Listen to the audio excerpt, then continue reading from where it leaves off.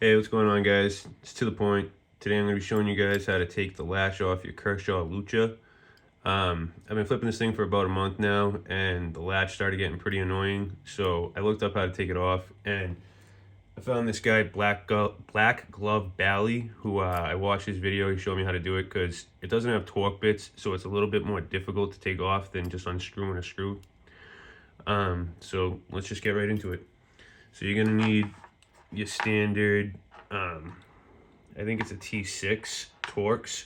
Oh, I can't pick this fucking thing up. There we go. All right. So we're going to start just by unscrewing these and unscrewing these. And what's going to happen is this thing has barrel spacers. I don't know if you guys can see them that well. But what happens is when you unscrew one and then the other, and then sometimes when you go to unscrew the other side, what happens is these barrels start to spin. Sometimes you get lucky and you can crack them, and you can crack this side too, and they come out nice and easy. And then when you go to pull the handles apart, which you guys will see in a couple minutes, you'll see the latch can just come off nice and easy. Sometimes they split. You'll see what I'm talking about. Just let's get into it. Ready?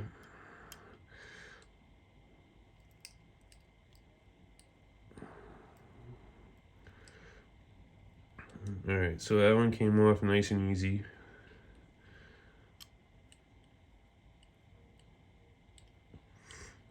Also, these things are Loctited in, so sometimes it can be a pain in the ass to get off, and sometimes you'll need two Torx, T6 Torx, and you're gonna have to hold it from the other side while you unscrew one side to try to break the other one free.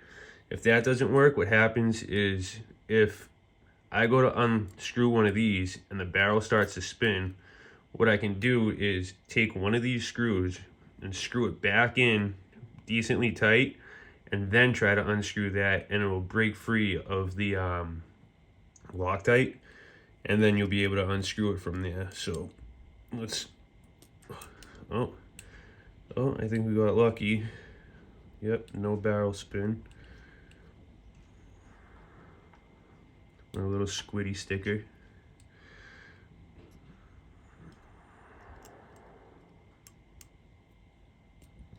Oh, look at that. I got lucky on both, I think. Yep, I got lucky on both. No barrel spin.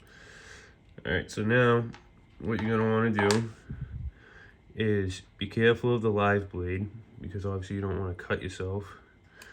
So now what you want to do is pull these handles apart, and these two pins will come. Ooh, there we go. Let's see if we can get a better look from this side. Yeah, so if you see, both the pins came out of the handle, and now what we're going to do is just separate. Oops, a barrel fell out. We're just going to separate these handles enough. Come on. There we go. All right, so you might want to leave the screws in one side of these barrels so that you don't end up with a situation like this, where now I'm gonna need a pair of pliers because my fucking fingers are too fat to fit in there. So now I'm gonna need a pair of pliers to get that barrel right back in there. Yep, there we go. Now it's just about lining it back up, snapping it together, just like that. And now we're gonna put these torque bits back in. And now what might happen is when I go to tighten these torque bits down, again, those barrels are probably going to spin when it starts to get tight. So you have to kind of do like this every other side approach. You tighten one side, tighten the other side, or you could just be smart and get two T6 Torx and just tighten it down from both sides, and then there you go. So let's tighten this down. See how tight we can get it. Oh, actually, that's like relatively very tight. I don't think I got any barrel spin on that one.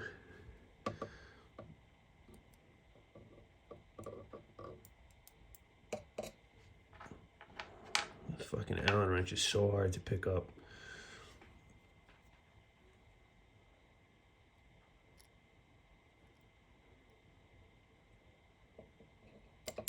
Oh, I can't do this left. I can't do that with that hand.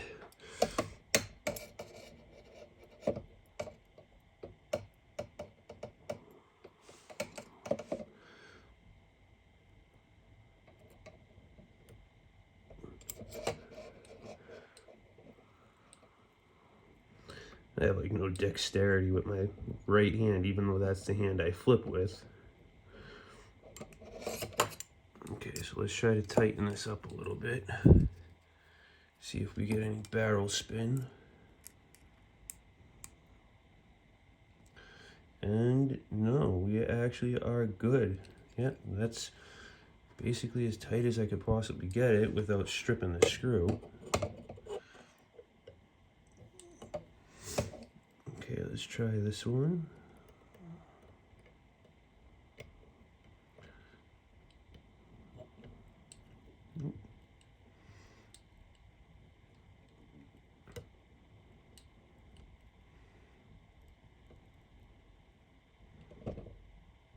Oh, again I lucked out, no barrel spin.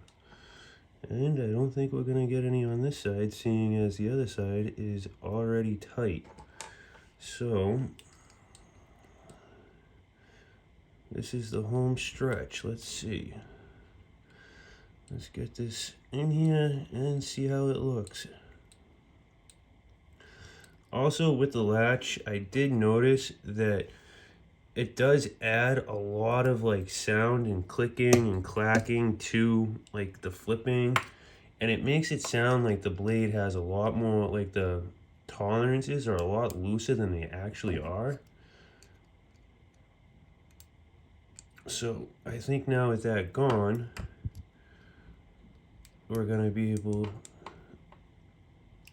to get rid of some of that sound that's unwanted. All right, well, there's your latch. And now here's your Kershaw Lucha Stonewash with no latches and all the pins. All right, let's see how this sounds. Oh yeah, that sounds a lot better. I don't know if you guys can hear that. Ready? The tolerance is on the Lucha. Oh yeah, look at that. No clack. That's my ring you're hearing. My two rings slapping together. That's not the knife. Check out the tolerances here. Literally, that's like me forcing them to bend a little bit. I think the Lucha has some of the best tolerances because the blade is so flush with these channel handles. I mean, not these sandwich handles, not channel handles, sorry. That it comes down a little bit, if you can see right here, and the pins are all the way up here. So you get like that much of extra like blade sandwiched between the two handles. So that like, I think that's what makes it so like good with its tolerances.